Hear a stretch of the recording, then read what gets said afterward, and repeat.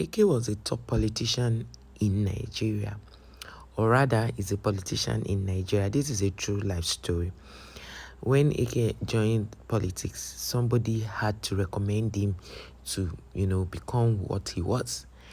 Eke started off from becoming House of Assembly member and grew into, stayed there for like, let's say he was House of Assembly for the first 4 years, went back, did 4 years, went back, did 4 years, and that's about 12 years. Eke also now, went to contest again to House of Reps this time and did the first 4 years. He went back and did the second 4 years. He went back and did the third 4 years. So when he was supposed to do the fourth 4 years, he decided to go to the Senate.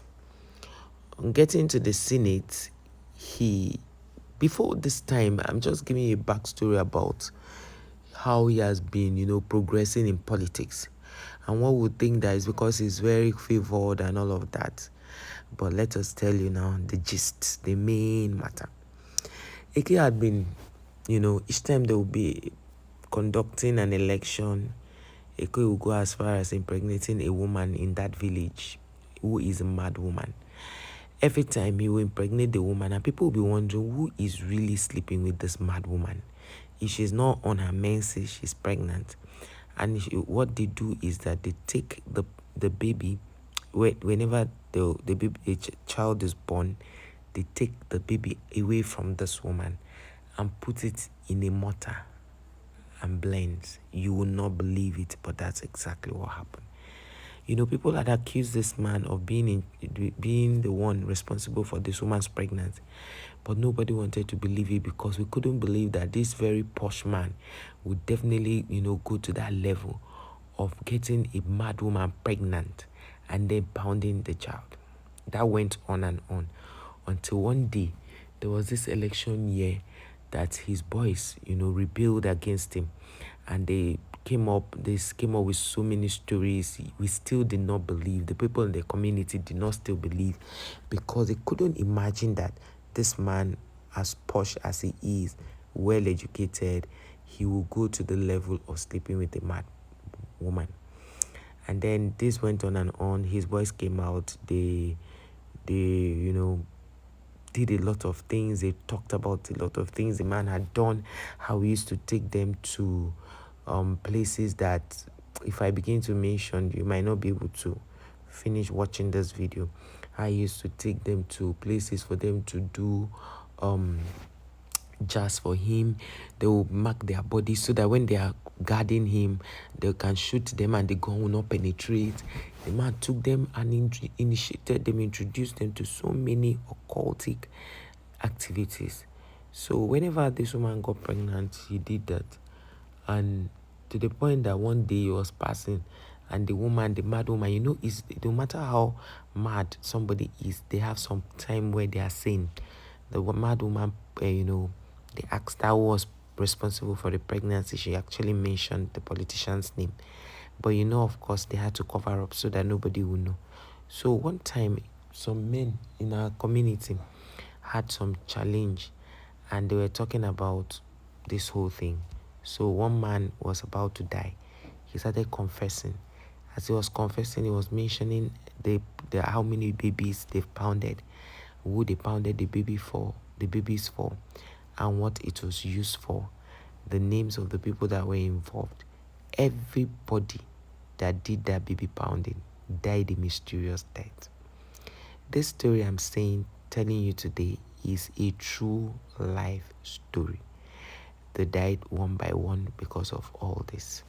So when this politician tried to go back to Senate, he tried to leave House of Reps to go to the Senate.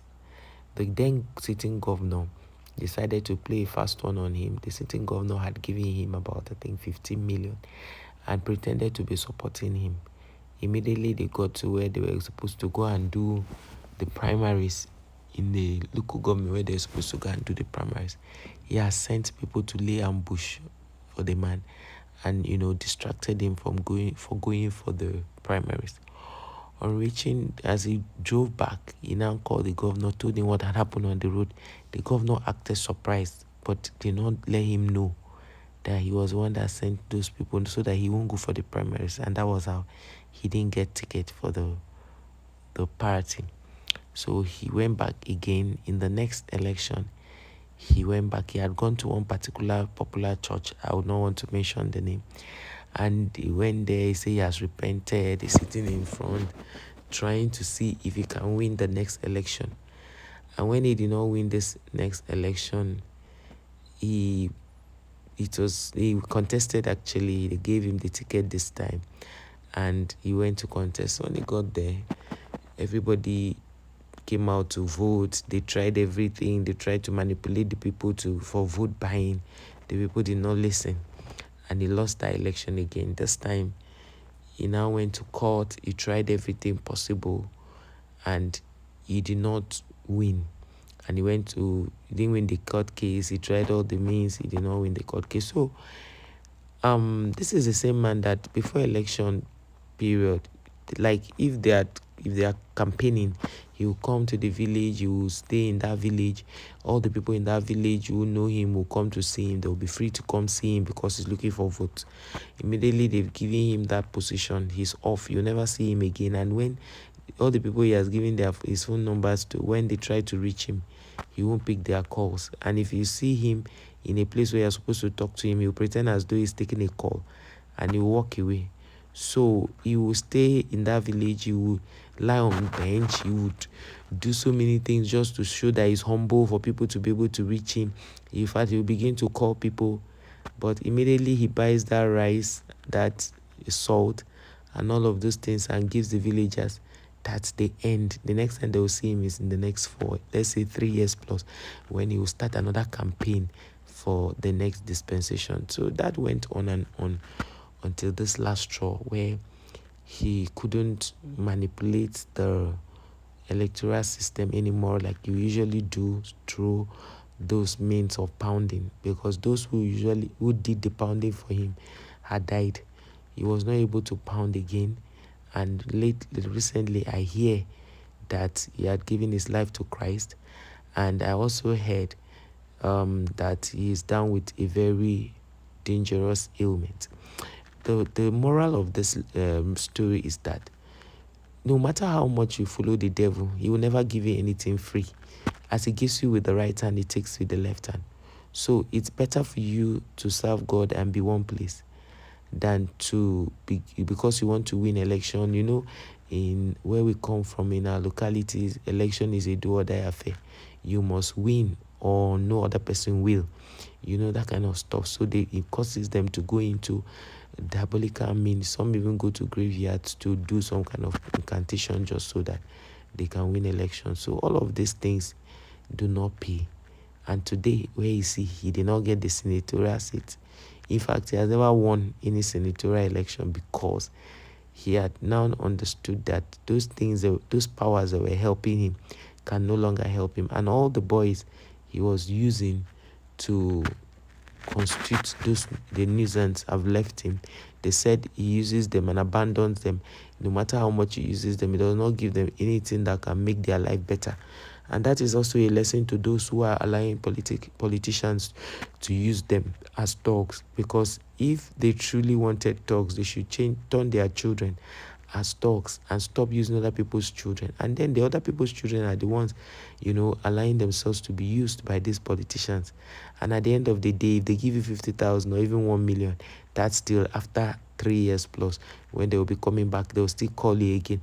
So recently I hear that the boys are wiser, the ones that are still alive, because some were killed at a robbery incident. So because a lot of them he didn't, better their lives, so they got into robbery, and some of them got killed. The ones that are alive now, I hear that they have stopped all their habits. They've now turned a new leaf, and they have decided to stop involving themselves with politicians who do not care about the aftermath of what they have introduced them to the point that these boys, you see them in that village, they will shoot them a gun, it will not penetrate their body. They will tell you, Udeshi, So that's it. Thank you guys for watching, and we'll see you in our next one.